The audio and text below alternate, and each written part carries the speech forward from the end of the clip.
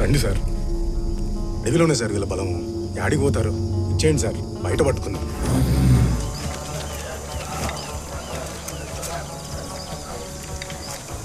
బా సోమిరెడ్డి 21 కిలో. ఉంటానా ఇంత కూడా అట్నే ఇచ్చిన బా అదరా నువ్వు జయచంద్రుడు 28 కిలోలు. చూసుకొని పదవాయి.